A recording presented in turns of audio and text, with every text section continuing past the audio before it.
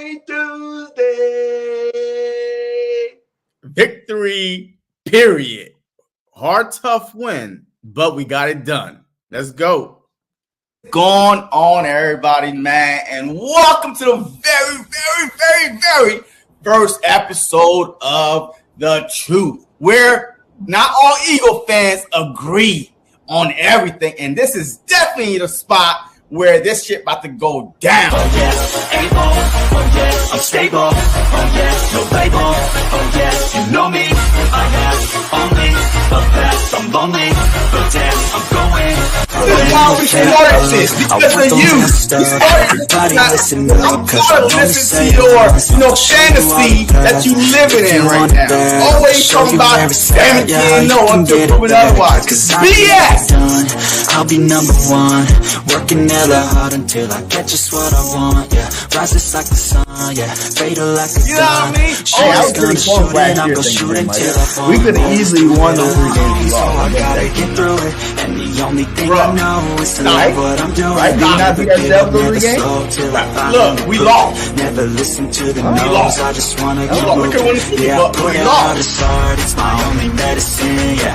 Everything I do, I'm just being genuine, yeah. I'm sick of being screwed, feel my own adrenaline, yeah. I do just what I do, and I hope you let me in, yeah.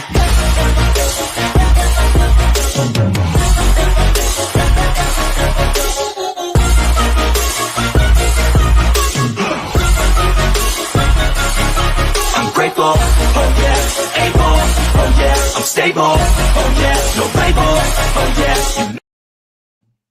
Yo, hey, woo! Look. Woo, hit the quad, baby. This is the best back in the league, baby. Like I said, yay. Hey, I mean, hey, and nobody was doubting Saquon Barkley's ability, man. We was just, doubting if he could stay healthy. You know what I mean? That's all we was talking about. That's it, man. And another reason why we wasn't like, oh yeah, go get Barkley, was because Howie Roseman don't pay running backs. You know what I mean? So, like, it wasn't like, nah, hey, Barkley wants to come to the Eagles.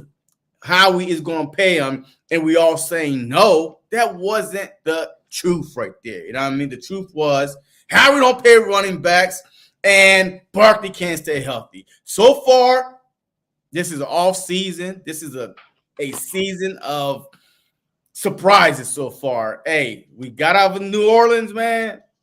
2-1, much needed win. And I'm feeling good. I'm feeling good about Tampa Bay, man. But we definitely gonna get into it. Yeah, we gotta talk about this game, man. I was in New Orleans and it was amazing time, man. New Orleans, shout out to all you guys out there. You guys were a great host, and definitely BIRDGANG had a great time out there. Got to hang out and see some people. It was good. The game itself was amazing, man. Like the atmosphere inside that Superdome. That was my first dome game ever going to. And like as loud as it gets inside that dome, they were right. Like I can see why they had the loudest stadium for a long time, man. It was loud in there, but it was all good because we had enough Eagle fans in there. They be like, who that said they gonna beat them Saints? And we were like, E-A-G-L-E-S, Eagles. Yeah, yo, I bet, man. Yo, look, man, hey, I really wanted to go, man. Look, I could only imagine how loud it was, especially on that Saquon Barkley 65-yard rushing touchdown in the fourth quarter, man. 3-0 in 4 quarters. You scored 3-0. You going into the fourth quarter, man, and it is, man, one of the greatest defensive performance I've ever seen the Philadelphia Eagles play. To keep the number one scoring team, even though it's early, but we saw what they did to the Panthers, what we saw to them Cowgirls, right? And to hold them to 3 points in the fourth quarter, you have to rate that as one of your top 5 all-time defensive, game that they put together. The defense woke up finally. You know what I'm saying? The defense woke up. Even my boy Big Jordan Davis got a sack, baby. He got that dude was going.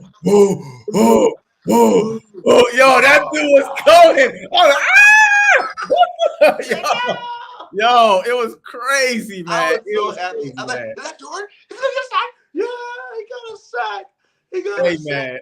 All right. Now, Hey, before we go any like I further, said, man. Jordan's doing better than Jalen because Jordan got sacked and Jalen don't. So, Oh, yeah. Facts. What's going on, everybody else in the chat, man? What's up, Daniel, man? What is going on? Little G up in the house. Big fan of the Eagles 2024 season. Better kick Tampa Bay Buccaneers. I'm going to be an uncle. It's a girl. Congratulations, man. That's what I'm talking about. Another Bird fan joining the family pretty soon. That's what I'm talking about. What's up, Ishmael? Go Bird. That's what I'm talking about. What's up, Cheryl Scott? What's up? What is going on, man? Big victory, you know what I mean? Big victory. What's up, Trill Will? Oh, you saw. So you thought. Hey, look, it is what it is. It is what it is, man. Barkley is an Eagle. Barkley is balling now. Barkley is leading the NFL and rushing. I mean, he might win an MVP. Who knows if he wasn't a quarterback award? But we'll see. What's up, Nina O's up in the house supporting from day uno. Always holding it down. And Eagles Untucked, man. What's up, everybody? But yo, hey, man, we got some stuff to talk about, man. Let's get into it, man. Like the offense. Let's start on the offensive side of the ball. So we know what we're seeing out there, you know. And there's another game where you're sitting in the stands like, come on, offense. Let's get it to go. Let's go. Jalen intercepted in the end zone. What are you doing? You know, Jalen running out, fumbling. What are you doing, my guy? You know, we are lucky we have Saquon right now to save us out of all this space. Because this offense without Saquon might be really struggling right now. You know what I'm saying? Because he is the extra piece that we needed just in case we started out slow. Like I said before, you were saying the defense is going to start out slow. I said the offense will start out a little slower. The defense did start slow, bro. We were one of the worst. One game. We were one of the worst run-stopping defense in the league before this past game. We was one of the worst defenses in the league before this past game. Do not try to hide it because of one good freaking game out of 3. Come on, man. Hey, do the math. 3 games, 1 good one. What's the percentage? Well, where's the one good offensive game? What? What do you mean? The first one.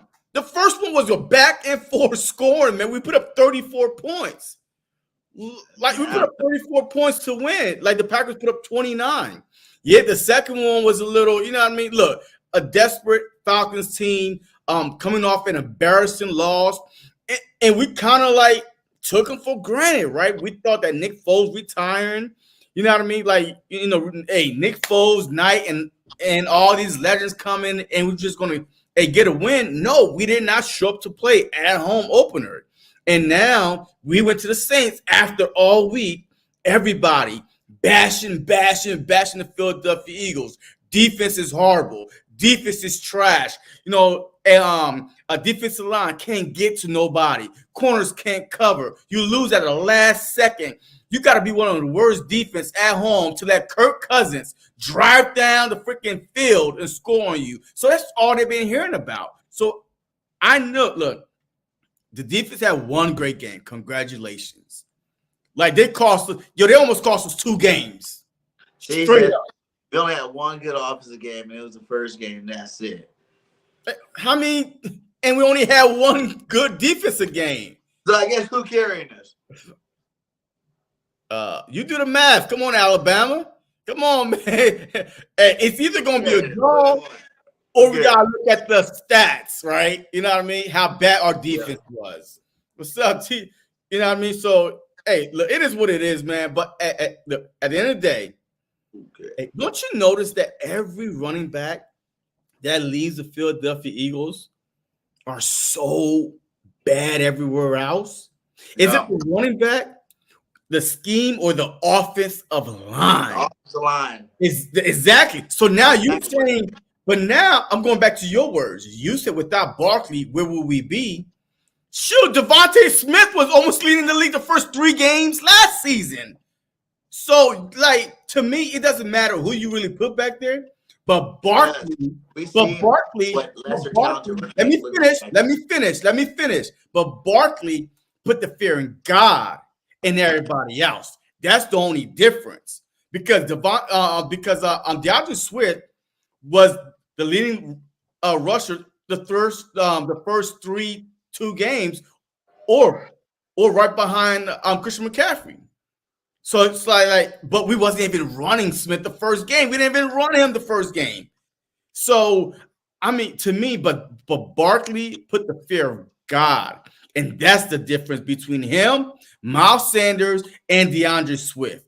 Miles Sanders, I don't know where he at. Is he still in the league? I don't know. You know what I mean? And DeAndre Swift, oh my God, that last every time I watch the Bears, Smith is Swift is looking so horrible. But Barkley is here now, so let's focus on Barkley. But let's not make believe. I just want to poop on Hurts. 0-3. I don't believe that. I want to poop on Hurts a little bit, just for a little bit, because he actually came out after the beginning. It was like, what's going on with him in the beginning of these games? He has 29 turnovers in the last 26 games. Like, that's crazy. You know what I'm saying? I'm not trying to, poop on this award, poop on the whole freaking Eagles win, but he got to stop giving the other team the football, man. Like, that is becoming a little alarming nowadays. He's giving it up at a high rate, pause, and I think, like, how many times we're going to see him go at the beginning of the game, give it up, turn over before he actually turns it on and lights teams up, like he used to. Like, I want to see Hurts to play a little bit better. Let's go ahead and grade these guys while we're doing it too. So I'm going to give Hurts. Hey, hold up. Before we kind of, just start the grading process. But the first turnover, to me, man, look, I mean, I take that matchup all day, every day, and twice on game day. You had Devontae Smith against a deep safety that was behind him. If he cuts, like Hurts threw the ball where Smith was supposed to be at, straight up. Now, I mean, at first, just looking at him, come on. I was like, come on, stop throwing interceptions. But then if you saw, your Smitty was right there. If he was right in front of it, like instead of running into him or trying to go behind him, which I don't know what Smitty was doing. If he had just went in front of him, just like right there, the ball was right there. So the first, interception was really not on Hurts because he is a timing play. He expecting boom to be there. As soon as Smitty cut, the ball was there, but Smitty, he got bullied. And then my only frustrating play with Hurts that day was that fumble, man. Yeah. Like, man, like a loaf of bread. Like, he's not aware of somebody's chasing you. Come on, man. There's a big jumper screen up there. There's people waiting, say, throw the ball. I'm screaming for my game couch. I'm like, you about to get sacked. Get rid of it. Nope. Fumble. And that's when I was like, God damn it. Turnover machine is on. It's here to stay.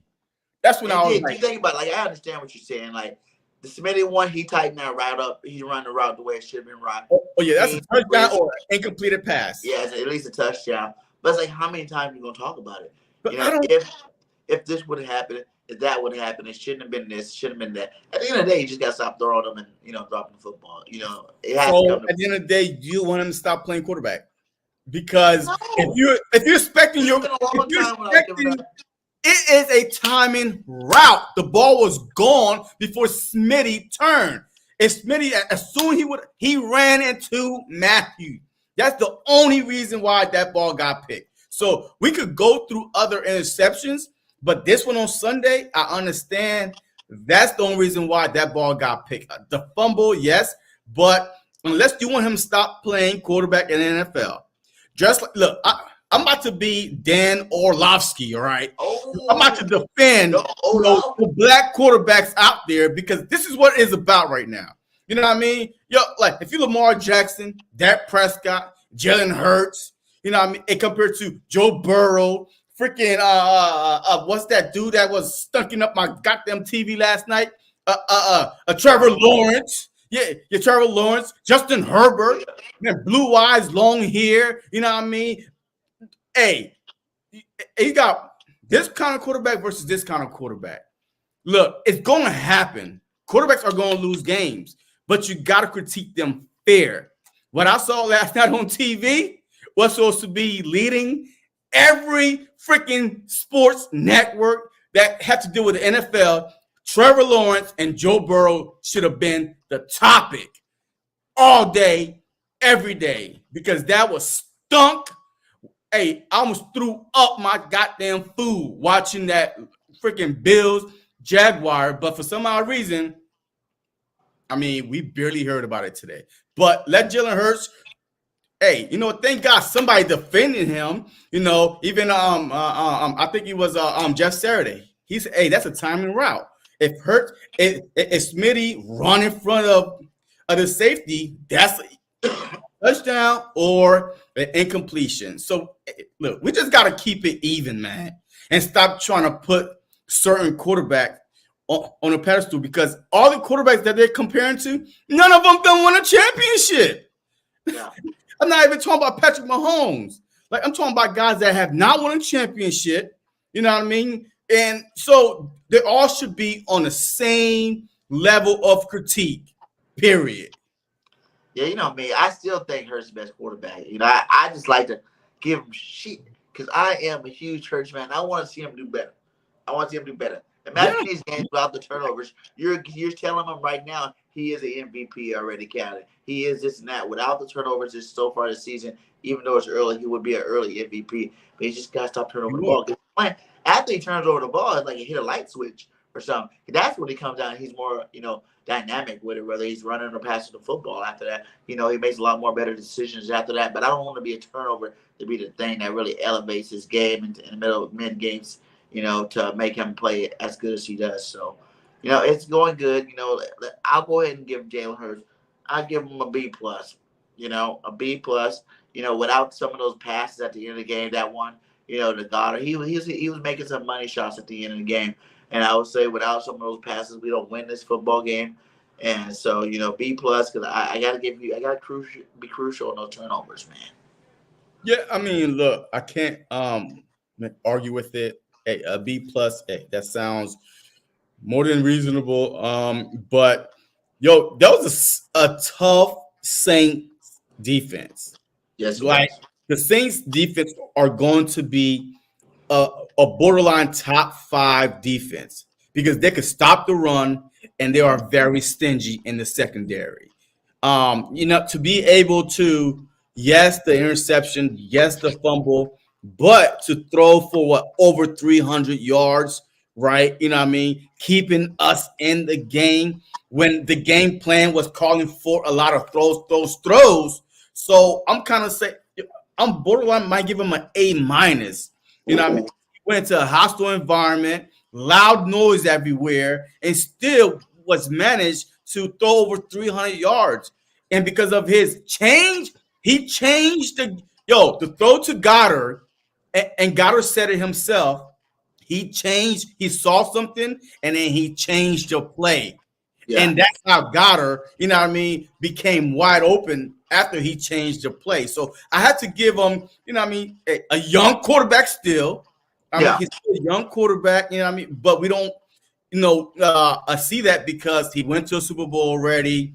His win-loss records is outstanding, and he's on the Philadelphia Eagles in a tough environment. Couple different coaches, a few different coordinators already. So we're like, golly, Hurts has been in the league for 10 years, but that's not true. You know what I mean? So I definitely gotta give him an A minus, because he got us that dub, a much needed dub. Yeah, you're right on that. That Saints defense is good. They're a little cheap. They cheap shot my boy Smitty. Man, talking about dirty. Man, they dirty. But we played the Saints before, though. Like, we have played the Saints before, and this is the first time that they're really, really is like this. You know what I mean? Like, this is the first time that I honestly could say, damn, the Saints were playing dirty. Like, I don't know what it was. Was it, the revenge factor with Chauncey Gardner and Zach Bond coming there, right? Was it the fact that they thought that, after they blew the Dallas Cowboys backs out, that, we got to prove ourselves. You know what I mean? We got to prove that we are legit. And, wasn't this their home opener? Yeah. That was, right? Their home opener? Yeah, it was live out there. It's a home opener. They just, like, that play with Smitty, the play with Big Play Slave, those are some dirty plays, man. Like, that needs to be, and I heard that, like, 3 of them got fined or something, but the one that actually did it didn't get fined or something like that. I don't remember. They said it was like $100,000 worth of fines. That dude should have got suspended for a couple of games, dude. Like, that was unnecessary roughness if I ever seen it in my life. He didn't get kicked in the game. He didn't get no damn flag for it. You know what I'm saying? And he got up and spit on him. Like, how disrespectful is that? To spit on another grown man. Like, I didn't even see the spit though. I mean, I don't know. I didn't see the spit. You didn't see the spit come out of his. Yeah, like I mean, I didn't see him do like or anything like that. So I don't know. He spit it on him. I just like spit. I can't say I've seen spit come out of his mouth, but I seen the clip where it looked like he spit on the boy, and that's not cool at all, man. That's not cool at all. This is an NFL, man. Y'all need to tighten it up. Yeah, I mean, your facts, man. Yo, after they blew down his back out, man, they was like, "Hey, we them boys." You know what I mean? They them boys, and we showed them. You know what I mean? That we are them boys, right? We got the talent up front, but we definitely going to get into it. But let's move on to the running back position. Right? Hey, go ahead. Hit the quad. Hit the quad. Hit the quad. So go ahead with the quad, man. Hey, go ahead. Saquon Barkley, like you said, is a godsend. You know, this guy, you know, you keep feeding him the rock, and eventually he will explode. He's a big play waiting to happen, man, and that's exactly what we needed. You know, after, you know, like you said, fourth quarter, still 3-0, and we got when we get to the coaching part, we're gonna talk about this, you know, Nick Sirianni guy again too, because that's we're gonna talk about, you know, Kellen Moore too. Yeah, we're gonna get to those guys, but Saquon, man, I mean, I was like, dang, man, what are we gonna do now? What are we gonna do now? No AJ, no Smitty. You know what I'm saying? People are just falling out of the sky. I'm like, who we go? Britton Covey, IR. You know? Yeah, Covey. Lane Johnson. Beckin goes out. And you're like, in the fourth quarter, we're about to lose this football game with nobody to play. And hey, I felt confident. I felt confident, man. When it was 3-0 in the fourth quarter, on the road, I was like, man, hey, look, we got this. And there's a reason why that the Saints were only 2.5 points favored. Because if you look at the betting lines, right, the home team automatically get 3 points. If you're a home team and you're a 3-point favorite, it's a toss-up. The Saints were only a 2.5 point favorite. Somebody knew something. Vegas knew something that the Saints were fraudulent, like Chauncey Gardner say. You know what I mean? They frauds. You know what I mean? And that's why we end up beating them. Because, people saw how they dismantled the Dallas Cowboys. The Dallas Cowboys are the most fraudulent team that I've ever seen. When they are leading, they selfies, flexing, wah. I never see them down by double digits and come back and be able to win a game. I don't know. But when they up, boom. And that's what happened. The Saints got them down, and boom, the Cowboys were done. And then the Panthers. They played the Panthers, and that's all I gotta say about that. You know what I mean? That's it. They trash. You know, and you can feel it on Bourbon Street. Like, everybody thought they had a. And I was like, man, y'all keep thinking we the Cowgirls. You know what I'm saying? Y'all thinking y'all about to play the Cowgirls again, in a back-to-back game. And I was like, we not that team. You know, we do got a lot better players to me, in my opinion. We got better everything. So we're not the Cowboys. You're not about to come roll. And even on my podcast, the pregame, I told y'all ain't scoring no 49 points on us. I put that on. You know what I'm saying? That ain't happening, okay? I don't know what Dallas was smoking last week, but the Eagles don't smoke that pack, okay? You know what I'm saying? Like, we ain't on the same pack, my guy. Like, you got us confused with somebody else. Hey, their pack was lace. Hey, they were smoking that lace pack. They couldn't see straight. They couldn't tackle. They couldn't.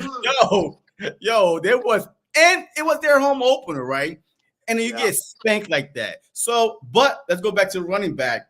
Saquon Barkley, to me, man, like I told you, man, we did not need him, but thank God we got him. Oh, that's why we did need him, because the last two backs played good. Like we said, they came over here, they played good behind this offensive line.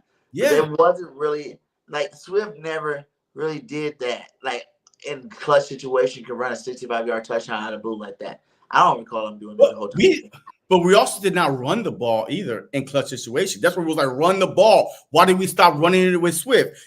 Your Swift could be hot for the first 3 quarters, and in the fourth quarter, we don't run the ball. So some of us, kept on saying maybe it is a contract thing, right? We don't want to really pay him, so we're not trying to get his numbers inflated, blah, blah, blah. But I'm telling you right now, we all were saying it. We don't run the ball enough last year in the fourth quarter to grind out these wins. That's why we was losing these leads to Arizona, to freaking Seattle, to all these teams that we was leading, and then we stopped running the ball. So, like I said, Saquon is a godsend. I'm not taking nothing away from him at all. You know what I mean? But I'm just saying that you put a good running back behind this offensive line with a Jalen Hurts as a dual threat quarterback, with the fear of him always taking off. And now he's back to running, right? Jalen Hurts is back to being the Jalen Hurts from the 2022 season when we went to the Super Bowl. So the stars are aligned to get back to where we were a couple of years ago. It's just with the new offensive coordinator, new defensive coordinator, it's going to take some time for this team to gel. And, bro, the bye week. Oh, my God. Thank you, Jesus, for that bye week. And we all hated it. We all hated it. We all hated it. Like early bye week. Man, it was like, why are you going to set us an early bye week? NFL is set up for success. But the script has been written, my friend. Somebody knew that Lane Johnson was going to be concussed. He's not going to play. Devontae Smith was going to get hit dirty. He's not going to play. A.J. Brown nursing a hamstring. Do we really want to push him to come in and then, you know what? Before this bye week, instead of coming after the bye week, have a full month of, have a full month of getting that hamstring really, really strong. Beckham, his hand out, Out. And then Covey, 6 weeks, but hey, he's replaceable. But all these injuries, right, to start early on in the season. And then look at all these other teams. The 49ers are decimated. The Rams are, they ain't got no bye week coming up. You know what I mean? We are lucky to be 2-1 with an opportunity to be 3-1 and go into a bye week early and come out fully loaded. And then we have a couple Thursday night games, a mini bye week there. I think we played the Commanders on one of these Thursday nights, whatever it is, or somebody. So, we do have a little mini bye weeks, but this was the perfect time to have a bye week next week, though. But we got to take care of business this week. Yeah, so back to Saquon, when he hit that turbo button, when he put the sprint button on man, like he pulled away, man. That's nice. That was some nice speed. That showed some nice skill right there when he pulled away, man. And it was like, guess what? They went to the side that they paid the most money to. You know what I'm saying? They went to the that's the same side, and those boys made perfect blocks on that offensive line. Perfect blocks. Landon, beast. Went one to the next, and that was from Saquon. Saquon's legs did the rest. It was so funny looking at him run. Like, easy little, it looked like Mighty Mouse out there running the football. It was funny. But yeah, man, that was awesome, man. And then, like I said, like Saquon also got the 2-point conversion for us. You know what I'm saying? Like he's that guy, man. Like I feel like, we can really count on this guy. Without if the passing game isn't working, we got him. And it's like something that it helps me feel more reassured, knowing that, you ain't got, if one part of the offense is stuck, you know what I'm saying? There's one part of the offense I don't think that can get stuck. And that's Saquon Barkley with his offensive line. Yeah, man. And look, hey, that was the same play. Look, hey, the same play that he broke that long run was the same play they did in Brazil. When I told you, why did he try to follow the wide receiver blocking when there was a running back chasing him? He tried to go into the block and got caught. If he would have just kept on going that way, you're not catching Saquon, though. But before we move on, man, let me show you exactly the unsung hero on that second touchdown for Saquon, right?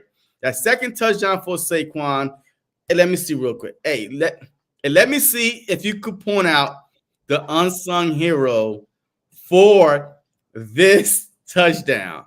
You know what I mean? Because hey, sometimes, man, some of our guys, man, yo, they be doing the dirty work, but don't get recognized for it. So let's go. All right, let's go right here real quick.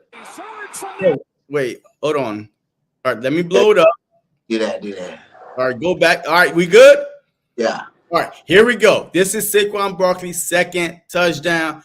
Point out the unsung hero for this touchdown. Timeout. They do. It's Barkley. Wait, you saw that? From the offense. Yeah. Or no? Yeah. Huh? Who is that though? Dallas Goddard. They do. It's Barkley. Nope. Is that Grant Cantera? That is Grant. Look. Boom. Right there. Bro, I'm telling you right now, man. It's the little dirty work. Look, that was nice, Grant. Yo, I'm telling you, if he doesn't make that block right there, that 5-yard right loss. there, yo, that's at least a 2-3, or Jalen Hurts is like something is going wrong because that dude came scot-free. Look at this. Look. Yo, Chase Young is coming. Chase Young is coming right there. If he doesn't cut him right here, yo, this is a big blown play right there. And he went low, took his knees out, and it was touchdown then, man. You know what I mean? So, hey, can you show the other one? Which other one? The 65-yarder. Yeah, I'll find it. And then I'll show it. Yo, hey, Grant Calcaterra, everybody was worried about that boy. He is earning that number 2 tight end spot. You know, Jack Stahl was pretty much number 2 because what? He can block, right? And now he's showing and he's picked up every tool that he needed to block. And, you know, last week we seen him making some catches, which was awesome too. So he's a good mix of both, man. I'm really happy for Grant Calcaterra, what he's been doing out there. Like you said, that was an unsung hero moment where he made that block because that was going to be a -5, -3-yard loss right there. You know, he's about to blow Saquon up, maybe even stick him. So that was I'm happy. I see now in replay. You know, I was up there pretty high. I didn't get to see it live, but yeah, man. Hey, look, man. I was like, man, I was over here just watching it. I'm like, who the hell is that on the ground? That was a good block. You know what I mean? Yo, hey, man, that was an awesome block, man. And so shout out to, you know, the offensive line, man. Grant Calcaterra, man. Hey, you have proven yourself because to go low, right? One, your head injury could happen. And then Chase Young ain't no small dude. You know what I mean? Hey, Chase Young ain't no small dude. And to take him clean out. To take him clean out like that, and boom, it was nothing but, hey, use your quads, use your thighs, your hands, and get into the end zone. Use your hands and get the dang 65-yard run, my guy. Yeah, I am, man, but I'm trying I want to see it. I want to see it. Is it on the Eagles homepage, right? It should be right on the Eagles homepage, but I'll find it. But hey, talk about the offensive line again. Saquon Barkley gets A. Oh, I give him an A, man. I give him an A+. You know what I mean? Because it's not his fault that he didn't get the ball at the beginning of the game. Man, I don't know what the hell is going on. It's not his fault that the 4th down conversion, the fake. That was a horrible decision. That was a horrible call. I mean, I can understand it, right? Look, I can understand it. Hey, they're not expecting a handoff, right? They're expecting an aggressive Saints defensive front to jump, you know what I mean, to all cave. If that play would have went, that play, we used it before last year against the Commanders and scored a touchdown on that play. But that's the thing with it. Whenever you're doing these off-scripted, you know, customized Philly special plays, you got to be running the Philly special that game. You know, if you remember that game, we ran a Philly special like 2-3 times before. So then on the 4th one, we tricked them and did it. If you ain't even ran a tush push the whole damn game, I said Philly special, I mean tush push the whole damn game. Then I don't know. I don't feel like it's just worrisome. You know what I'm saying? I don't know. I don't think that was a good call. I just don't. I don't think that was good. You know, like I said, if you're doing a push tush, people, because you got to think, when you successfully get a push tush, right? Everyone you try after that, everybody's trying their hardest to stop it. They're jumping over each other, doing whatever. That's when you do a sneak around the end, you know, fake motion push tush. But until then, I don't think that was a good timing on that play. That's just me, though. You know what I'm saying? I feel like this was 2 games that didn't have to be as tight. You know what I'm saying? It was 2 games. Well, we're gonna get on Nick when we get to him. So yeah, Saquon A+. Now we can go to the All receiving. right, now I found it. There we go. Okay, before we leave Saquon. Yeah. Hit the quad! Hey, before we leave Saquon, man, here we go, man. Hey, this is the Saquon Barkley. The Philadelphia Eagles are down. I mean, it's the fourth quarter, man, 13-28. I'm feeling confident. I'm like, yo, our defense is playing too good. All we need is a 3-point. But this is after the Devontae Smith injury. And Saquon even talked about it, right? Saquon even talked about it, in his press conference. This is for Smitty. Smitty, this is for you. 7 catches, his best game. Here's Barkley. Saquon. Oh. Saquon Barkley's the guy. He's going to take it. There we go. That's what I'm talking about. No, jump in the stand. No, hey, did you see this line right here? I mean, look at this. This line is pushing people. And if Matthews, I think that's Matthews right there. If he would have came down right here, he probably would have got him. But he's worried about Jalen Hurts, because if Jalen Hurts pulled that, hey, that's a long run for Jalen Hurts, because all the Saints are right here. All the Saints. Like, it seemed like that everybody was up here, 11 people all on the line. I mean, they were determined to stop the play. So I could understand what Matthews was looking at, because if he crashes too hard, Hurts gone. And he had pick and choose, and he chose wrong. And Barkley, look at that hole, man. Look at that. We can't see that. There's no way we can zoom in closer on that, huh? On what? At the blocking right there in the middle. That was really what did. Look how sweet that is. Look how you only see white jerseys. Yeah. This is Dickerson right there. Look, Dickerson right there. Boom, Mariota. Hey, he's taking care of it. Yo, this guy is all the way here. Yo, he like 2 yards behind the line of scrimmage. And Dickerson, for some odd reason, the Saints, they all fell down like bowling pins. Look, because this is Kim Jurgen right here. Man, this is our center. How the hell you get over there? Like, how did you get over there? Look at this. Like, the way that they crashed, like they went towards the Saints defensive front. They didn't wait for them to come to them. They knew, hey, this is a run. Let's dominate. Go.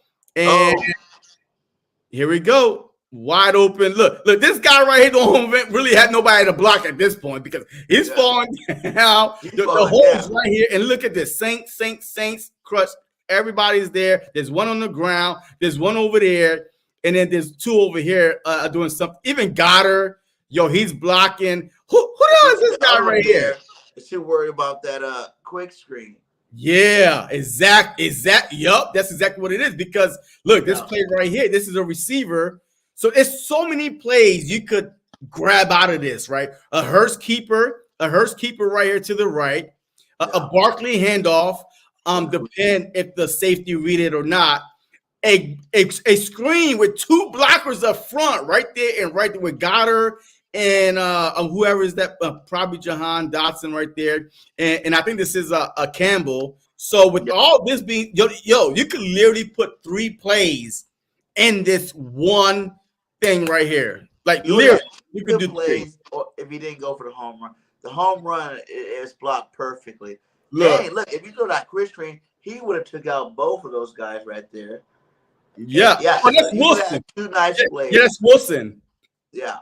You could have 2 nice plays, or what we've seen here is the home run here, which was obviously beautiful by Saquon Barkley. But you're right. You remember, Saquon comes up, and instead of running in, he takes it to the field. He takes it to the field. You know what I'm saying? I like that. Yo, this is speed right here, man. Look, the linebacker is not that far away from Barkley at all, man. Yo, this is hey, look at this. Look at this. This is look, the linebacker at least could have dove or something, man. Look, there's nobody else from the beat. 5 Saints right next to it. This guy right here don't even know what to do. He steps in. Lattimore. Yeah. Lattimore thinking he's going to try to run him over. Yep. that's when he goes out. He's like, oh no, I ain't gonna mess with you, dog. And from there on, it was boom. Saquon Barkley's the guy. Yeah, He's that's gonna it. take it. Definitely, man. Hey, shout out to Saquon, man. Good vision, man. But the That was offensive line, the offensive line, man, yo, and we're gonna talk about the offensive line before I'm like, why am I so confident going into the Bucs game? Well, let's go with the receivers. I guess add Goddard and the receivers. You know, that's another thing. Saquon, like you said, Saquon's leading in a lot of stats right now. And guess what? Who else is leading? Dallas Goddard is the #1 tight end in the NFL right now. After 3 weeks. I know it's only 3 weeks, but he's the #1. No Travis Kelce, no Kittles, no Laporta, no Andrews. Dallas fucking Goddard, 170 yards receiving. Yeah. Oh, yeah. I mean, look, we all knew that Dallas Goddard is one of the best tight ends, but he's not being used. Got caught on that. I'm come on. No, yo, that's fine. He got caught. You know why? He wasted more time. Come on now. He wasted more time, you know. So if I was Goddard, I would have wanted to go down inside because at this point, you know we're gonna punch it in. You already know we're gonna punch it in, man. And then time is wasted. So we already know, like, man, it was within like a minute and something, you know, it's all good. So, but yeah, Dallas Goddard, Devontae Smith, man, before he went out, was playing a good game. I think he had over 70-something yards. You know what I mean? He's still top 10 in the NFL and receiving, by the way, you know, with Goddard. AJ, nah, because, you know, he only played one game. But, look, I give our receiving core, man, because without them, Jalen Hurts did throw for 300 and something yards. So I have to give him an A. Think about it. What, 170 was Goddard? 179 was Goddard, right? Well, how many Smith had before he went out? Like 76. Okay, that's right where it's at. Because I was like, I don't really recall him throwing to too many other people. Like, yeah. So I mean, look, I definitely give, you know, our receiver core as a whole A, because hey, that's a tough Saints defense, and ballers on that defense for real. You know, Lattimore, Honey Badger, you know, two of the big ballers in the secondary. You still got Kool-Aid over there. Mm-hmm. You had a couple other guys that got on that defense that played pretty good. So. Yeah, I mean, hey, Devontae, look, we got to get 79 yards Devontae had. Yeah, Devontae Smith had what? Yeah, 79 yards. So, I mean, look, Dallas Goddard was targeted 11 times. He caught 10. Devontae Smith was targeted 10 times. He caught 7. All right, and then Paris Campbell was 2 for 2. Gainwell was 3 for 2. Saquon Barkley was 4 for 4 for 9 yards. But all these guys, when their number was called, they were catching the ball. Like, you know what I mean? Like, they were catching the ball. They weren't fumbling the ball. They were catching the ball and heading north, man. So I give, you know what I mean, the receiving core an A.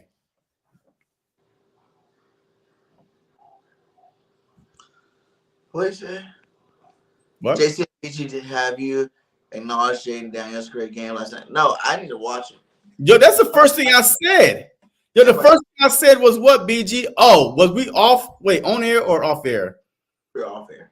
Okay, so what I told BG was I was right, he was wrong. What else is, you know what I mean? Because BG had the best quarterback in the draft being Caleb Williams.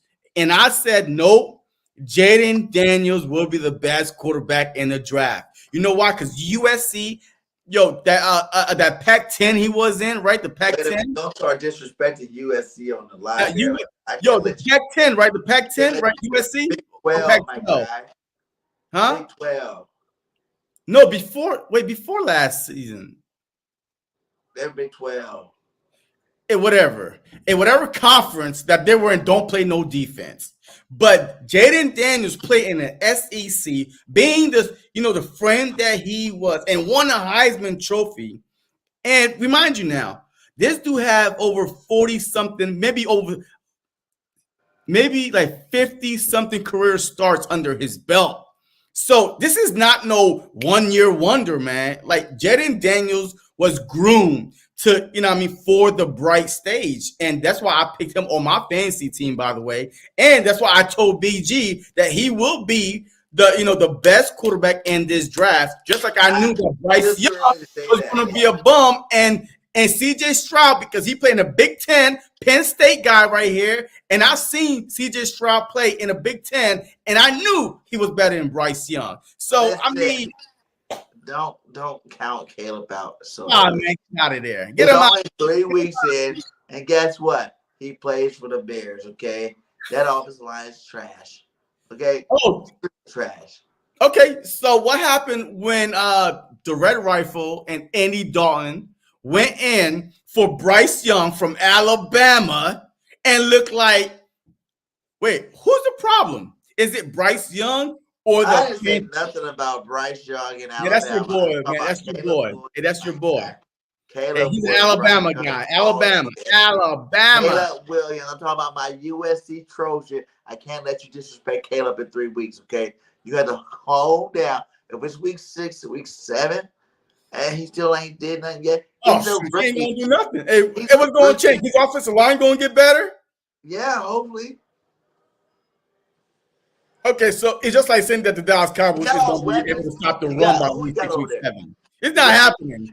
Ain't no saver coming to save the Bears, and just like ain't no, who got it? He got what's the boy name from the Chargers? Wait a minute. Wait. He got all the weapons in the world. Basically, what I'm saying. Who? Also, like, give the boy some time. He gonna start carving them. Listen, what everybody thought that what the boy named that played for the Bears. That night played Pittsburgh. Justin Fields. Yeah, everybody thought he was trash with the Bears too. He's still trash. 3-0. I mean, he got a good defense. I mean, the dude ain't put up no more than 16, 17 points in fantasy, for Christ's sake. I mean, I feel like all of a sudden waiver wire. Now he got an offensive line. Okay, I'm not give him more offensive line before you start paying on him. Nah, hey, Justin Fields have a good defense. The Pittsburgh defense is allowing literally single digits points like throughout the whole season. Bryce played He did play, but I'm telling you, CJ Stroud, man, in the Big Ten, I saw him in championship games. I always knew that he was better than Bryce Young, man. Bryce Young to me was depending on more of the talent around him. But CJ Stroud, he have a bigger arm, he's taller, he's stronger. I mean, he's just a better athlete than Bryce Young. Bryce Young can't even see past you, BG. Bryce Young is throwing it back of your head. I never said Bryce was gonna be good. I never thought he was gonna be good when he was drafted. To be honest with you, I wasn't a Bryce Young fan. He's just a guy. But like I said, give Caleb some time. I promise you. All the time in the world. By middle season, you're gonna start seeing this boy light it up. If the offense going to get this, you want a better jersey on that again? You want better? They got a jersey to get you, so we're gonna hold off with those jerseys. All right, let's go, man. Hey, offensive line, bro. Hey, we already gave receiver an A. Hey, yeah, we gotta give him an A because A is good enough because Dallas Goedert went off 100 and something yards like that, 70 yards like that. That's amazing for a tight end. That reminded me of like, but most of them was off 2 catches. Most of them was off 2 catches. Those 2 long. He had 2 long receptions, which is good. The same play, by the way. The same play on opposite sides. Was it? Yep, because the first one he had was coming from this side, and Jalen Hurts threw it, and then that's when he one-handed, and then shut off the block, and then went up for like at least 30 yards. And then the second one, and all 3 cents ran into each other. He caught it and ran for it. But still, targeted 10 times, 10 catches, man, 11 times, but 10 catches. This offense without AJ and Smitty, passing game wise, should run through Dallas Goedert. But he said something today on the Pat McAfee show. He also said that he knew that he was going to be a big piece, of the game plan because of AJ Brown being out. So, look, he was ready for it, and you could tell he was ready for it. Thanks, Caleb had a solid game against the Coast. I know JC just like hating my boy. He gonna be all right. He gonna be all right. Wow, I won't put The my money on. offensive line, baby. Now I can't even not give him an A++. You know why? You had Lane go out this game. You had and Fred Johnson. You know, everybody thought the preseason, was just a fluke. And this boy was like, he said, after he seen Saquon run that ball, he started, he cried on the sideline. You know what I'm saying? Like, he was crying on the He gonna sideline. cry in the car. He never thought he'd even be playing football again. Let alone step in for a GOAT like Lane Johnson to handle your business. Yeah, look at those numbers. That's awesome numbers. You threw 52 times, man. Jalen Hurts almost had the number to throw less than that. Touchdown. Stop hating my boy. He gonna be all right. He gonna be all right. Yo, he threw the ball 52 goddamn times. Shit. Hey, Jalen Hurts threw the ball 38 times and got 311. So imagine if he threw the ball 52 times, he had 500 yards. He almost had 400 yards, my God. All right, come on. Back to here's what you're great. I'm not done with that. So Fred Johnson, salute to you, my guy. Like, that's how you step in for a GOAT. That's how you put your name back on the map.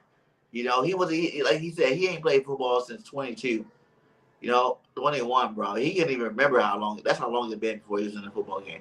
And a step in there. I think he even heard Kellen Moore said he only had one snap at right tackle. Before the game come in, because he was like practicing the other side or whatnot. He came in, did his thing, 0 pressure, 0 sacks. Handled his business like a big dog. And another guy that we hated on from Alabama a little bit here, Tyler Steen. Everybody was hating on him. You was hating on him. You say, Beckham needs to be all right guard. I say, hey, it's Steen's job to lose. And he lost it because, Beckham is a first-round pick, a bigger body. So, it is what it is. But you was hating on him. Hey, don't be saying we when you wrong. You wrong about every draft. Matter of fact, hey, hurry up, man, so I could get to Mitchell. Hurry up. Stop. We seen Steve in there, and he did his damn job, too. Salute to you, too, Steve. You let him know. This offensive line was too deep all across the board. And hopefully we don't need to go through anybody else getting hurt because that's enough for me. I feel confident enough with Steve in there at right guard if he has to play.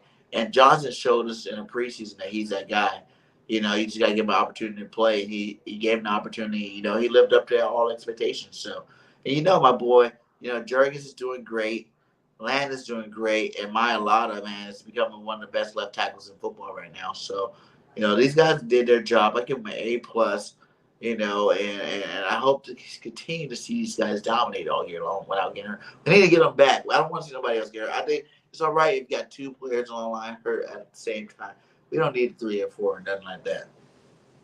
Look, hey, I'm super excited, man. A+++++, because every time Lane Johnson get hurt, we lose a freaking game, man. You know what I mean? And this one of the first time that I can recall that Lane Johnson went out in the middle of the game and we won.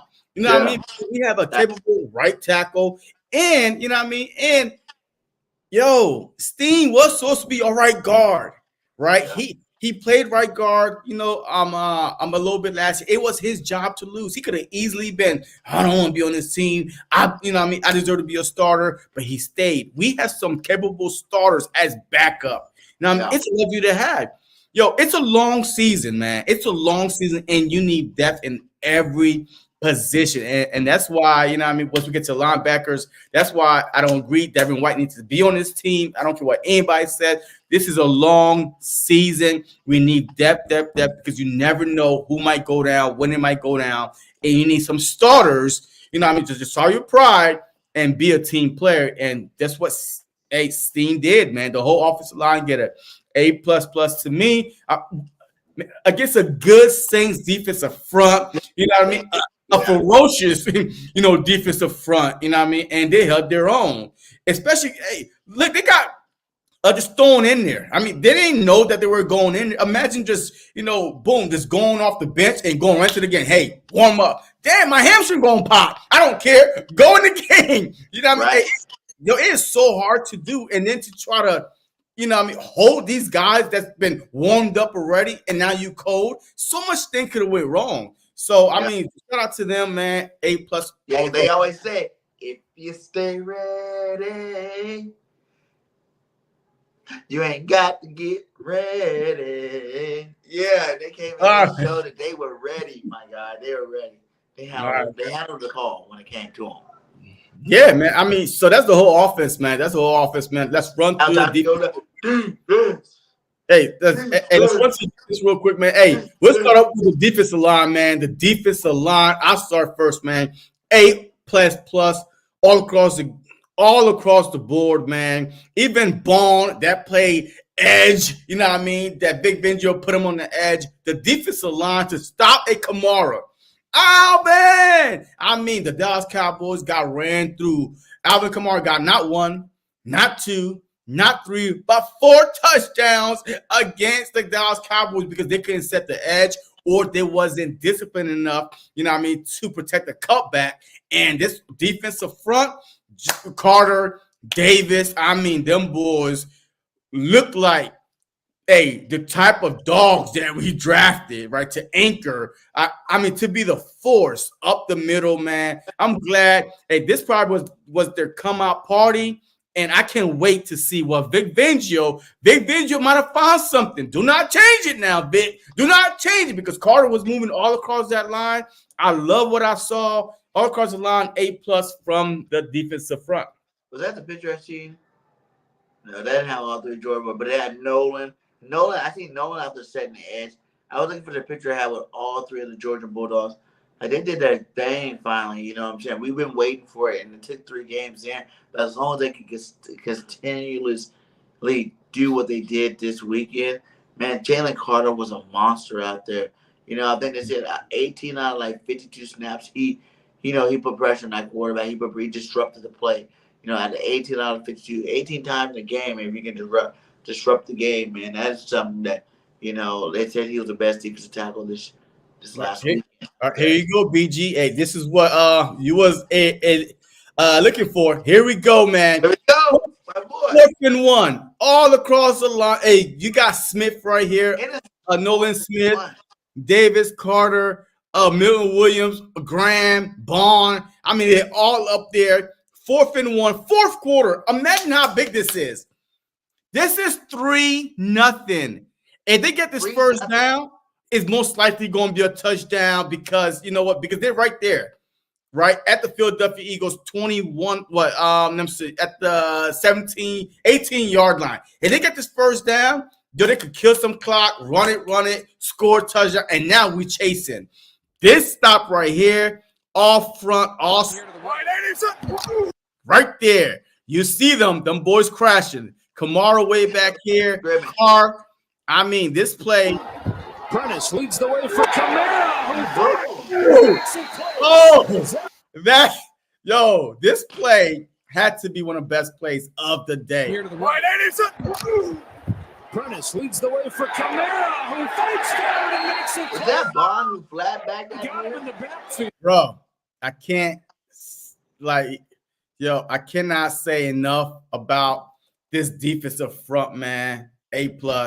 And that was a big play. That was a big play right there because Kamara body got spun because of Bond. His knees was over, but the ball, when he spun his body, stopped him short, man. And that is the play of the game. No, play my Jordan Davis tag if you want to play this. I mean, well, I got to find it, but go ahead and talk about your. Okay. And that's another question that brings up. Maybe that is the reason why we need to bring White back. Is to make Bond the edge rusher. I know you're going to use him all over the place, because that's the kind of player he is. And I think that suits his skill set to be moved over. But if you've seen, he is playing a lot better on the edge than a guy like, let's say, Josh Huff, you're giving all this money to. You know what I'm saying? Or, you know what I'm saying? Like, Bryce Huff is giving all this money to. So maybe it should be Bond on the outside, getting rotation on the edge spot. Because Bond's done nothing, but look like a Pro Bowl. He's leading the league in tackles.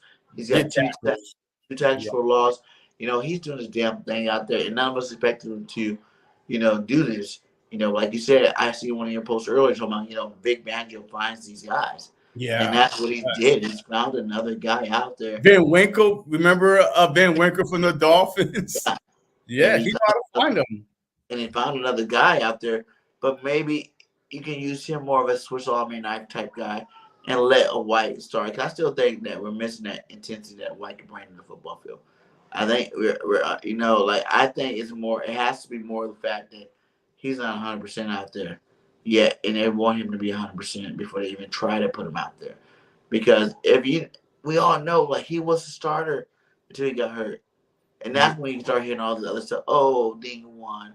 Oh, Dean, we're moving forward, Dean, because you knew this guy was hurt, and I think that's more of a cover up for this guy really being hurt, his ankle really being messed up, and unless we trade him, unless there's some trade to come up, I think they're just resting him, make sure he's 100% before they get him out there, because I still feel the intensity that he can bring, the coverage skills that he has, the pass rush that he has to this football team. He's a Pro Bowler.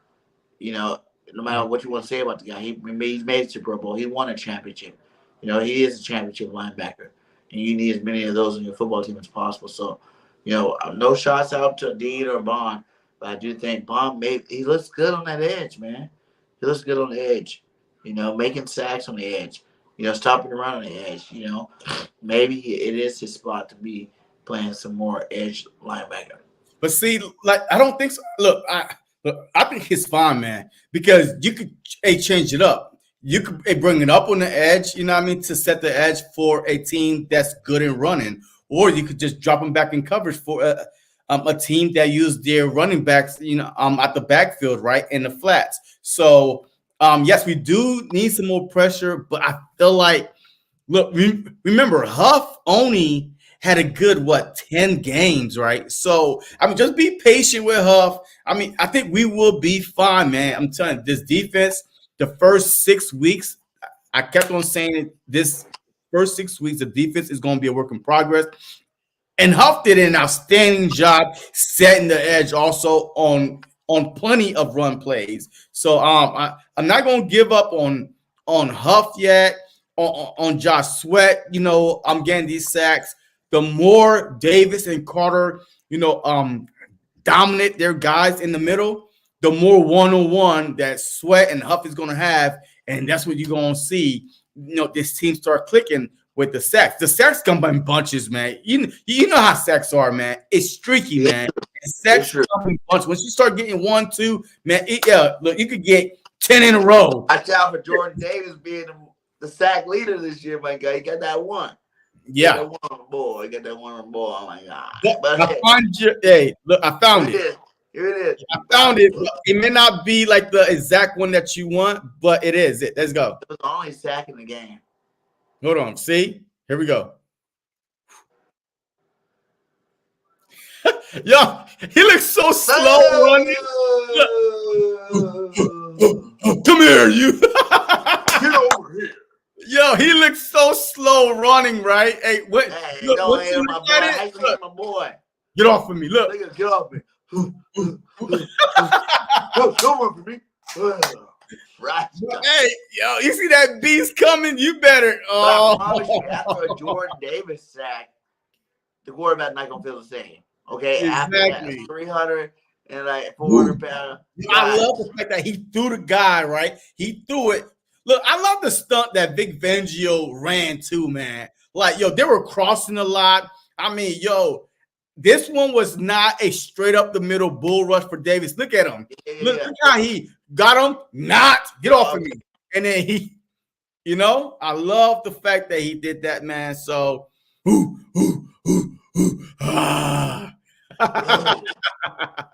was awesome. He looked like Shaq out there. Yo, I'm telling you.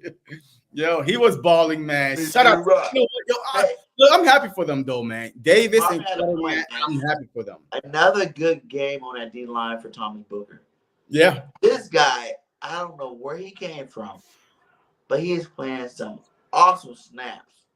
The Philadelphia Eagles defensive line right now. But that's good though, right? Because now our rotation could be, Booker, Milton Williams, right? In the middle, our starters, Davis and Carter. And now you get that fresh rotation going on. And sometimes you could put Brandon Graham in the middle, have a whole different package. so that's good. Now we start seeing that Booker, and Milton Williams, could possibly be that, that rotation that we need behind Carter and Davis. Yeah, man. You're doing a great job, man. They're all doing good, man. That defensive line, like we said, they get an A+. They get better as the season. Like I said, it's only week 3, and think how many times we think about it. I think what was the year that it took to like week 6 before they start getting sacks. Now you see this guy doing it. These guys doing it early, and I think they're going to get nothing but better throughout the season. I see Nolan Smith out there setting the edge. There's a lot of clip out there. Nolan Smith making sure they're like, how does this guy set the edge so well? Yeah, here's another one. Give him a little up and under. Look, Ruiz, the right with Carter, right? Hey, this is for Carter right here. Yo, look at the wide gap in the middle. Like, this is a wide 9, right? Yeah. Like, I mean, you have Sweat all the way almost right here. Yo, if you're a defensive, if you're offensive, a left tackle, man, look how far that you have to kick. Which will give plenty of room for people to go, and even if you bring a linebacker up here, so it's plenty of room. But this is all about Carter right here, man on man. As a matter of fact, man on board. Here we go. Ruiz, the right guard. Watch, he's going to give him a little up and under, little club move to the side of the shoulder. He's not going to get there. Puts his hands up and makes the deflection. This is something this Philadelphia defense. Ruiz, the right guard. Watch, he's going to give him a little up and under. Get out of here. Club move to the side of the shoulder. He's not going to get there. Puts his hands up and makes the deflection. This is you're not covering, you're not stopping Carter 1-on-1, man. And his moves, he have a lot of different moves, man. He could just bull rush you, man. He could swing on you, man. He could just grab you and flip you to the side. And that's what I'm saying. The more he start getting double and triple team, the sacks are gonna come. How do you feel about everybody trying to make a commotion about him getting excited at the end of the game? Oh, man, look, man. Hey, matter of fact, I think it was this right here. He wasn't mad. He was like, yeah, we won. I mean, we had the ball. Hey, there's no way that the Saints could get the ball. Like, there was no timeouts left. He got off the field. Yeah, and y'all were talking all that, you know what I mean? And, he's a Georgia, you know what I mean? He's a Georgia dog, right? So he going emotion, man. That's all it is, man. It wasn't really him being mad. He's just being like, we came in here, we dominated y'all, and we got this win. And, he saw his boy get hurt, Devontae Smith. I mean, we was the biggest, underdog coming in. So he was just showing emotion, man. He wasn't really mad. He was just hype. Yeah, I mean, hype, talking all that on the sideline. Yeah, what? You know what I mean? So that's what it was. 2 dirty hits, against us. You know what I'm saying? Like, y'all talking mess about beating us because y'all thought we were the Cowgirls. And then we still come out here and get that W on your ass. So, yeah, I do like that. I don't mind it. I want him to be a dog. I think everybody in my D-line, I want them to be dogs. And I don't care how aggressive he needs to get. If they say he got a bad attitude, let the bad attitude shine. Promote his bad attitude. You want him to play games like that. Keep him in check off the field. But on the field, I don't care what he is. As long as he's showing emotion and backing it up on the football field, do whatever you want, Carter. Because I feel like you do. I still see sacks in the future for Jalen Carter. I still see, big plays in the future for Jalen Carter. Like I said, we're only 3 weeks into the season. And I think I got a little too hyped up last week after the loss and didn't really grasp the concept that we just started this road. We need to keep it going, for the next, 14 games. And there's a long season left. And I think you will start seeing Jalen Carter pulling in those sacks. Oh, yeah. I mean, look, hey, man, I said something earlier, man. If he continues to play the way he's playing right now, Jalen Carter can win the Defense Player of the Year. He can win the Defense Player of the Year. Like, I promise you, if he keeps playing, some numbers, you really have the numbers in terms of tackles or sacks. I don't really think you gotta have all the numbers as far as tackles and sacks. I just think that you have to be the highest graded at your position, right? And so far through 3 weeks, he is, right. He's the highest graded. And then, the sacks will come, you know what I mean? But he's, dominating, the tackles is going to start coming. The sacks is going to start coming. The tackle for loss starts coming. There's no reason why he can't win it, in my opinion, unless we have a clear 18, 20 sack guy. And so far this season, I don't see nobody. Garrett is hurt. Bosa is hurt. Parson, who I don't know who Parson is. There's a whole bunch of guys that's supposed to be in the conversation for Defensive Player of the Year. Right now, maybe Aiden Hutchinson. Right now, if you say who could win it right now, because he had a 5-sack performance or a 4-sack performance last week, you know what I mean? But besides that, there's nobody playing, on a defensive line, interior defensive line, than Jalen Carter. But, except for Jordan Davis. he's not playing better than him, but okay. But anyway, hey, linebackers, man. Hey, let's speed through this, man. Hey, linebackers to me, they played great. The whole defense to me had a good game plan. The linebackers and the defensive line to me was like neck and neck. But the whole, like the linebackers and the defensive front was combined, because 9 times out of 10, they were always, 6-7 man front, setting the edge to stop the running game. So, but now let's go into the secondary or the corner. Which one? Man, let's do corners real quick. Man. Ladies and gentlemen, man. I will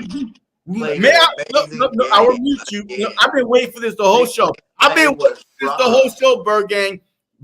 I've been waiting for this the whole show. Ladies and gentlemen, let me introduce you to Mr. Hater right next to me, BIRDGANG 31. The whole off season, he's saying Terrion Arnold is better. I said Kool-Aid. Who? Is he even in the league? Yeah. Anyway, Kool-Aid. Anybody besides, Mitchell. Anybody besides Mitchell, the Philadelphia Eagles should have drafted. Ladies and gentlemen, the highest graded rookie quarterback in the league is Mitchell so far this season. What do you have to say about that, BIRDGANG? Go ahead. Look, I don't like to brag. From the show, he's staying right, and he's showing me. Okay, so I ain't got no beef with it. I never had beef with him. Okay, let's keep it clear. I might have wanted other corners first, but I said I had to see from that boy from Toledo. You had to show me you can do it in the NFL, because you did play for such a suspect school. And guess what? That boy showed up and showed out. So I ain't no Quinion hater. I just wasn't a supporter. That was different. Before the season started, I wasn't a supporter. I had other guys I felt like, and I feel like those same guys, if you put them in this defense with these dogs that we have, would play just as good. So. All right. Hey, cool beans. So I give the corners, I got something to say about Mitchell, man. 3 weeks in a row, he should have had a pick six. Literally 3 weeks in a row, he should have had a pick six. When are the picks coming, man? Come on, man. This dude is a ball hog, and he having his hands on the ball. We need some turnovers, man. Our turnover ratio is not very good. We only got, 2 interceptions, and both by Reed Blankenship, and nothing else. We need some more turnovers, and we need our corners to be locked down corners. But my only pet peeve about the way our corners are is it's third, bro. I was so frustrated when I saw this. It is third and 8. They line up. No, it's 3rd and 6. We lined up 8 to 10 yards deep. I don't know if it's Vic Fangio that's scared of them getting beat or what. It's 3rd and 6. We lined up 8 to 10 yards deep. Easy pick and catch, first down all the time. So I like to see our corners, big body, right? Mitchell, Slay, you still got it.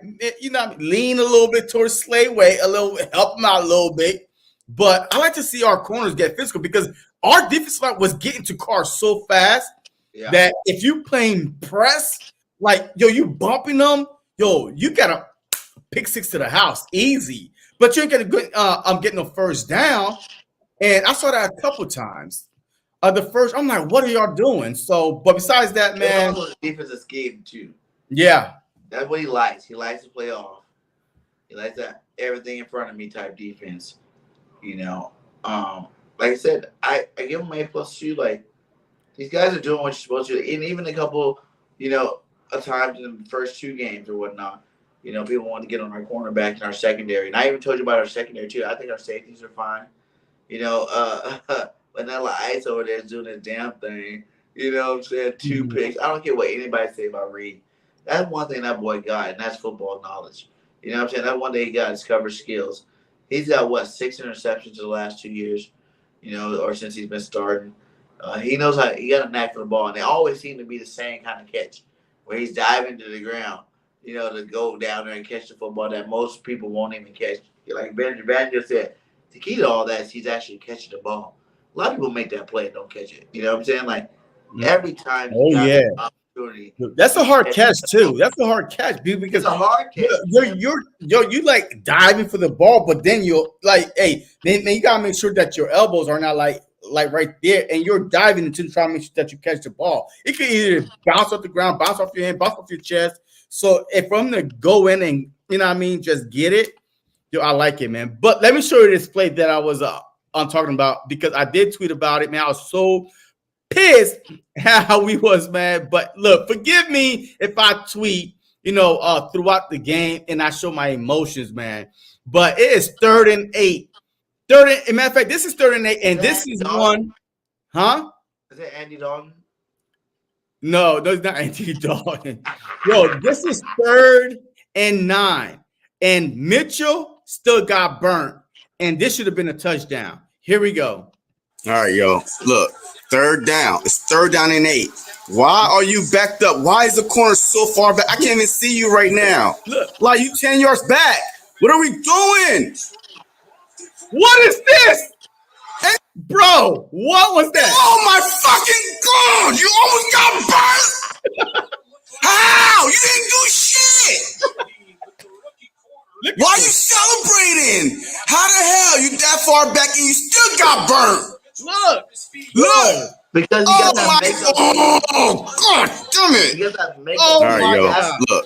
Bro, this is unacceptable to me. That makeup speed, that's what saves him out of a lot of plays. Makeup speed? Listen, even Makeup through 3 speed, games, or the ball was underthrown. He's been burnt. The ball was underthrown. Oh, you ain't see that? Look again. The ball was look. If this ball is perfectly, you lead the wide receiver. Look at this. All right, yo, look. 3rd down. It's 3rd down and 8. Why are you backed up? Why is the corner so far back? I can't even see you right now. Like you 10 yards back. What are we doing? Bro, look. If you throw that ball, look, the ball is underthrown, man. He's burnt. He's burnt. And you, oh my fucking God! You almost got burnt. He's burnt, bro. How? You didn't do shit. Look. Why are you celebrating? How the hell you that far back and you still got burnt? Bro, this is, in the NFL, this is burnt. That is burnt. Yo, if the ball is anywhere, if you don't have makeup speed, it's got makeup speed, bro. The ball was underthrown. Stop it. Stop lying to yourself. Let's see. Keep playing it real fast. Look. Oh my. Bro, look. He slept. He's makeup speed. Yo, this dude, he's looking for the ball. The ball is so badly. Look. He's reaching back. He's reaching backwards to grab the ball. Yeah, you're right. That should have been. Look, would have been a touchdown. It would have been. And look at the ball. And look where. If you leave the ball right here, he's burned. Yo, I don't understand how you play that far back and you still go for the up and out, and you know what I mean. So, yeah, I understand, but that's what ball hogs do, though, right? They try to, anticipate, trying to jump. But it is what it is. Yeah, the ball was underthrown. If not, then that would have been easy touchdown. And we were like, golly. I think his makeup speed, Yes, I know he's got a if you makeup look speed. up his college stats, like if you look at his college tape too, a lot of that is makeup speed. And the reason why he doesn't get burned too much, the reason why he does end up making a play is because he does have the makeup speed to catch up to. I think, was it Lane Johnson who said that Quinion was the fastest guy on the team? Like, one of those guys that came out there like, yeah, Quinion's the fastest guy on the team. Like, because he got that speed and that helps him out. Because I've seen Quinion get burned a lot. He's a rookie. He's got burned a lot, though, since what I'm saying? So, but, hey. But it is what it is. But look, I had no complaint because I love the pick by Howie. You the one that was, I've been fighting you all snap. I want a jersey off that, my guy. I want a jersey off, Mitchell. So I'm all about Mitchell right now. You know what I mean? But the fact that, like, the scheme, whatever scheme that was, it is 3rd and 9. You already 9 yards back, and you still go for the sideline. Your sideline was right there, and then you still jump, and then you got burnt. I got it. Make a speed. He's already had some rookie mistakes this year. Huh? But it's a rookie mistake. Like yeah. I never said I didn't like him. I just, like I said, I interviewed the guy to see him, but I just think he was nothing special. All I was saying, when I was always arguing in the draft, I was like, dude, none of these, I said this straight up, none of these cornerbacks are bona fide superstars. I go, the bona fide superstars when they come out. Like that position. You know what I'm saying? Like, them. You're like, okay, that guy right there is going to be a stud no matter what. There was still questions on him. So it was just given a matter like Patrick Surtain didn't have questions. Sauce Gardner didn't have questions. Like, these guys did not have questions coming out because they were bona fide studs, and they came out won their defensive rookies of the years and stuff like that. Now, Q can do it. Will he do it? He'll be fine. Oh, no. He will be fine. Yo, we are in good hands because, next offseason, I'm only want to talk about it, but we are in good hands, man. Yo, I was just pointing that out. That's it. But let me see. The safeties, to me, Chauncey Gardner, he's still kind of questionable right now, 3 games in a row. I think he don't play so good without Chauncey. Oh, yeah, okay. See, energy. Listen to me. He need a hype, man. That's what listen to me. If we did not get that Dallas Goedert long throw, matter of fact, I got the video too, long throw down the sideline, we probably would have lost that game because it would have been on Chauncey because we already was up. And I don't know where he was yet, like looking where, like what scheme was that? But Alave burned him to the corner. And Chauncey was at least 5 yards back. Like nowhere to be found. Like, I don't know. There was no corner there, no nothing. It was Chauncey Gardner. This is 3 games. Against the Green Bay Packers, the ball over him. He's like, I'm like, hey, what are you doing? Last week against the Falcons, he got beat for a touchdown and he didn't even tackle. And the dude ran it also last week. And then this one. He's on 4th down. Okay. 4th down is not a touchdown. This dude's getting beat. He's getting beat for touchdowns, bro. Yes, I understand the tackling, the makeup speed, boom in the hole, taking off his helmet, blah. Those are his guys. When he gets beat, he got beat for a touchdown. This is him. They schemed opening plays. He taking bad angles, yes, missing tackles, but everybody's still missing tackles on our defense. Okay, bro, I hear you. CJ GJ, because he's the heart and soul of that defense right now. I don't. You get big plays, game out. Stop being a fanboy for once and listen. I'm not saying that he's a bad player. I'm saying for 3 games now that I've watched, 2 of them almost cost us the game if we didn't score after that. You know what I mean? So we would have lost that game because we had like under a minute something left after the Saints scored. To go up 12-7. So we had to score a touchdown because he got beat to the corner and there wasn't nobody else around him. So that was his man. And somehow he got pump fake, whatever, touchdown. against the Falcons, missed tackle, touchdown. Like he's a last line defense. You're the safety for a reason. Can't nobody get behind you, and literally people are getting behind him. It's a little concerning. Safety for a reason. You said it right. Last line of defense, meaning there was probably a part of the defense that didn't do their job first. No. Stop it. Stop, BG. Stop, man.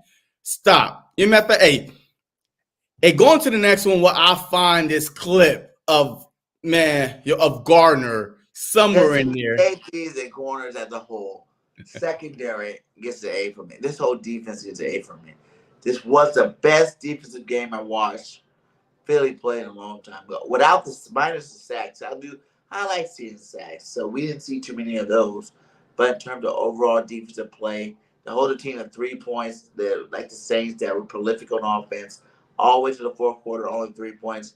You did your damn job. I'm proud of you. And, I ain't mad at you at the end of the day. So. I mean, look, I have really nothing, bad. Defense played a hell of a game, period. But it is week 3. We almost at the quarter way of the season. And I just want to see some stuff get cleaned up a little bit. But I said it was going to be 6. I said it was going to be 6 weeks before we really start seeing, this defense start clicking on all cylinders. So, look, I don't want to be right. If I am right, okay, but I'm okay with it. We are going to see some bumps and bruises. And my job is not to be a fanboy all the time. My job is to be a fanboy. The truth, okay. My job, and that's why the truth is always on top of me. That's why the truth is always on top of me, because my job is to tell people the truth. But anyway, man, hey, look, let's go. Quick predictions, upcoming game, and 3 coaches first. Huh? Guess say something about the coaches. No, man, we ain't got nothing. Hey, coaching to me, man. Look, we're gonna be talking about coaching all week. But hey, Vic Fangio get an A+. Nick Sirianni, he's the head coach. But Kellen Moore, to me, the first half not using Saquon was unacceptable. So he get a B for me. But Vic Fangio get an A++++. That was a defense of masterpiece.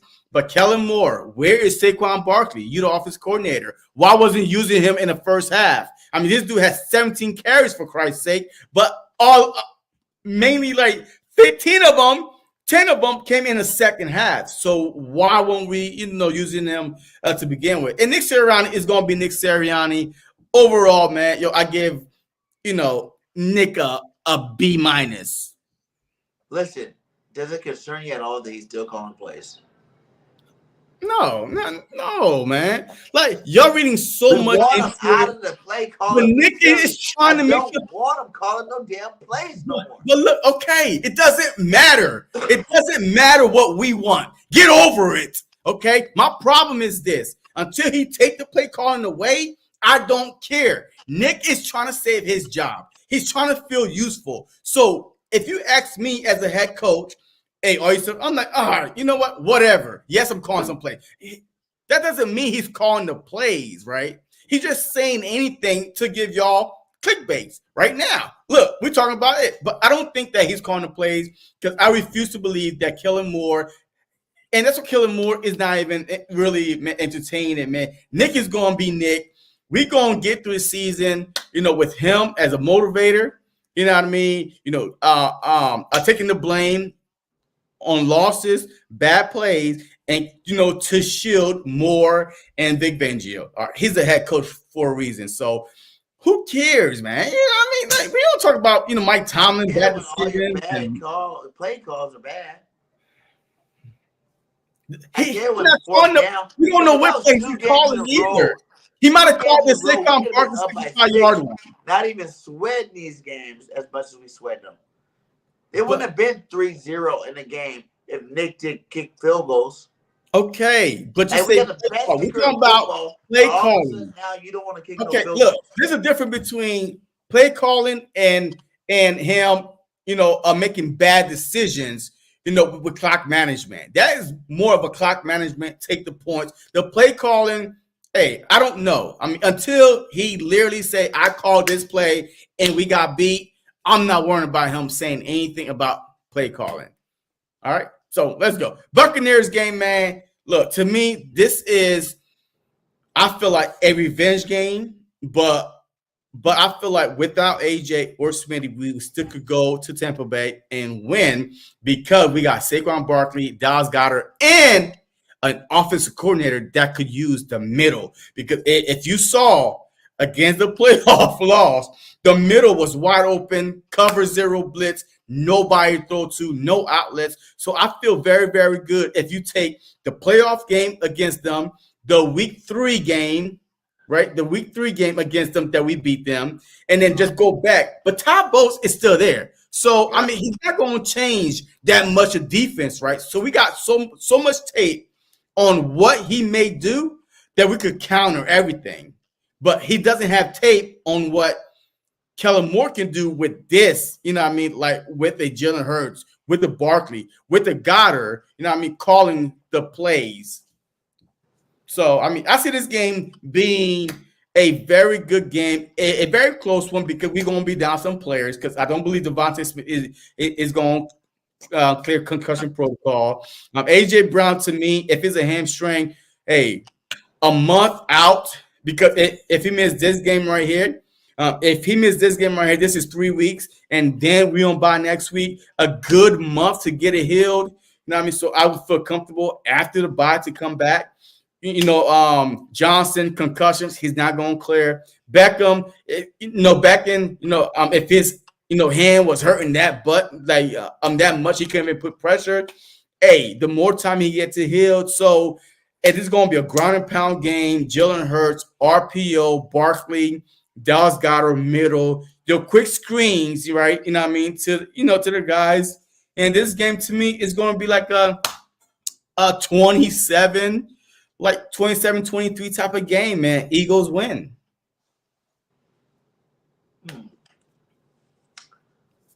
I do see it being a Goddard Saquon game again. I think that it's their time to shine with the real stars out. I think you might see some Jahan Dawson finally because we still haven't really seen a heavy dose of him. We start seeing him. Like every game, we see a little bit more.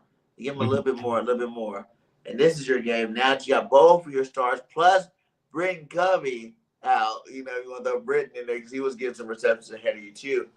You got to show up and show out. You know what I'm saying? It's your time to shine. You know what I'm saying? So I think this is definitely going to be a close football game coming up here. It's going to be really close. I see the Eagles winning 28-17. Okay. Baker Mayfield and the boys, they still do that thing out there.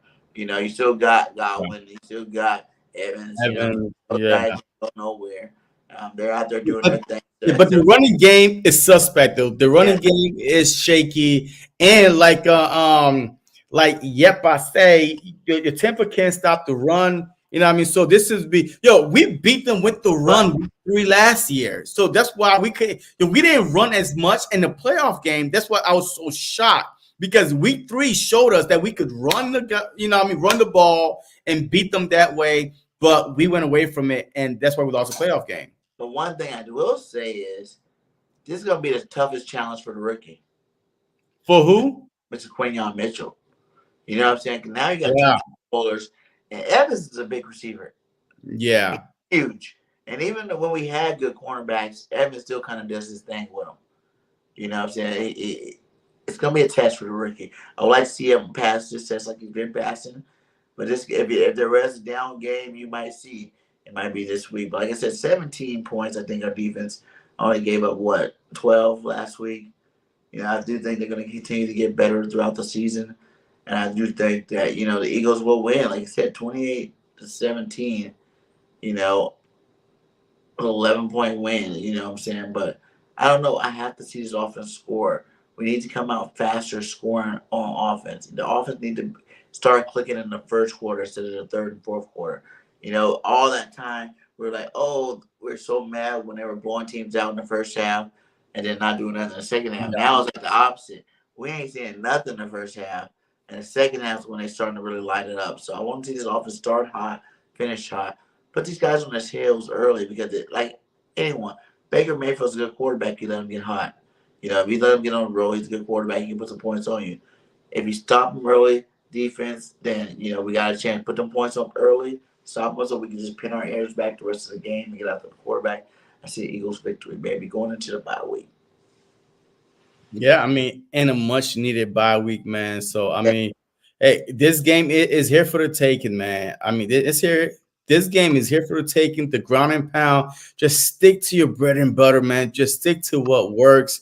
I mean, hey, don't try to be cute, man. Just stick to what works, and we'll be fine, man. So I'm excited for this. Yo, if Vic Fangio stick to the script that he did against the Saints, but when it comes to running the ball, but we'll be fine. But remember, Mike Evans is going to get double teamed, one underneath, one up high.